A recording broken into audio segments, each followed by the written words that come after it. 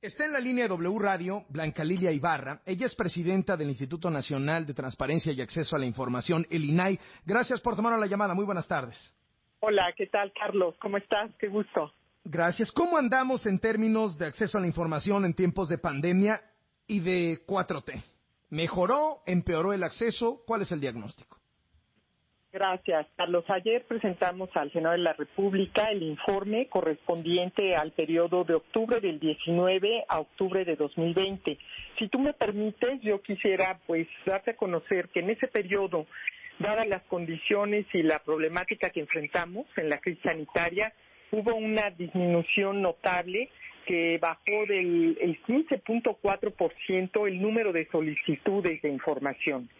No obstante ello, tuvimos un total que corresponden en este periodo a 237,000 solicitudes que hizo la gente a cualquier autoridad y tuvimos cerca de 15,000 medios de impugnación, es decir, cuando la gente no se encontró conforme con la respuesta fue cuando recurrieron al INAI. Sí. De manera tal que yo lo que te puedo decir es que el año 2020 sí se caracterizó por una disminución sensible en materia de solicitudes de información.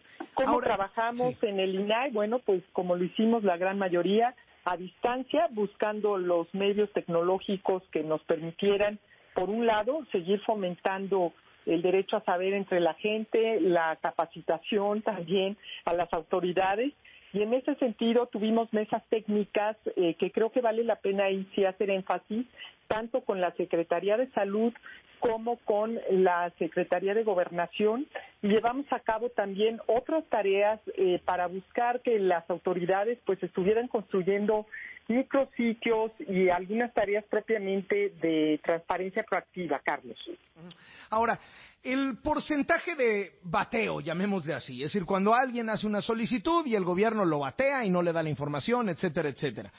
Entendiendo que hubo menos solicitudes de información, por eso lo pido como porcentaje, ¿aumentó el bateo del gobierno o el gobierno está dando más información? ¿Cómo va eso? Mira, podemos decirte que con base al análisis de años anteriores se mantuvo. Es decir, es un promedio del 4.9% de las solicitudes de información que la gente recurre, que se inconforman. El año pasado más o menos se mantuvo en el mismo nivel de los anteriores. ¿Y en el sexenio, por ejemplo, de Peña Nieto? Bueno, en este caso creo que ha sido un promedio, si tú me permites, de 3.9%, fue de octubre de 2015 a septiembre de 2016, luego bajó de octubre de 2016 a septiembre del 17, fue del 3.5%, pero subió, tuvo un aumento del 17 al 18 del 5%.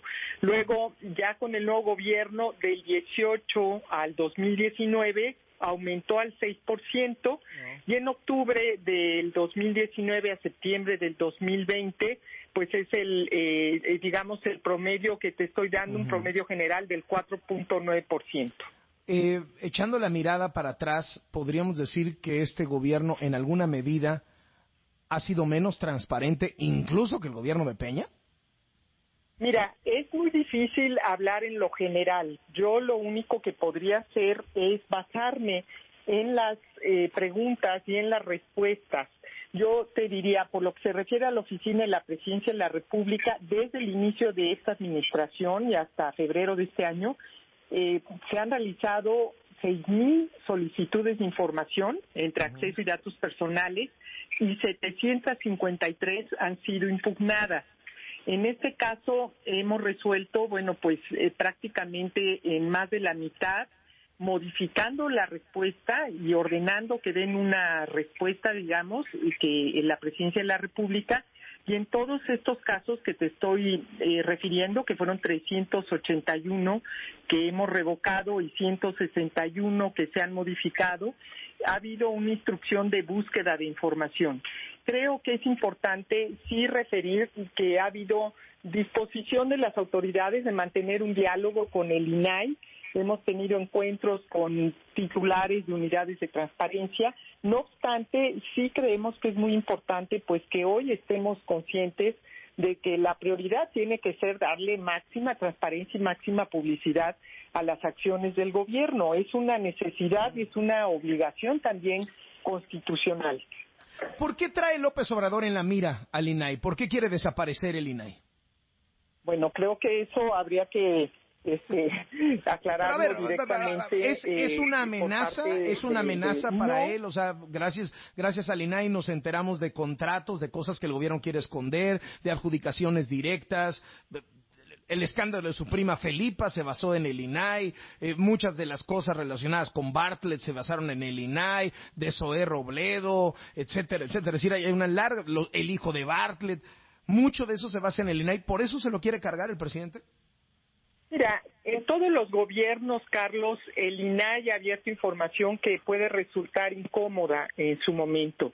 Yo puedo hacer referencia de información que hemos abierto y tú recordarás irregularidades relacionadas con el Paso Express, la estafa maestra, la Casa Blanca y Odebrecht han sido algunos de los asuntos que el INAI ha ordenado la entrega de la información. Y yo lo que te quiero decir es que el acceso a la información en cualquier tiempo es neutra en los distintos niveles de gobierno y también de los partidos que los postularon. Ayer ya lo decíamos en el informe claramente, el INAI, Carlos, no es adversario ni tampoco confronta.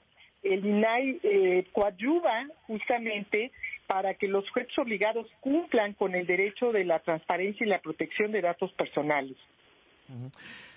¿Qué llamado le hace al presidente López Obrador frente a esta anunciada intentona de desaparecer el INAI y que todo lo absorba la Secretaría de la Función Pública de Irmeréndira Sandoval? Yo diría que el INAI tenderá siempre puentes de entendimiento, de coordinación, Carlos, de diálogo, de interlocución y naturalmente de convencimiento de las bondades que tiene la actuación con enfoque de transparencia. En todo caso, siempre estaremos en la mejor disposición de mantener una estrecha colaboración con los sujetos obligados, que no solamente es el Poder Ejecutivo, también nosotros estamos obligados a acatar de manera pareja, digamos, todas las obligaciones que la ley nos faculta.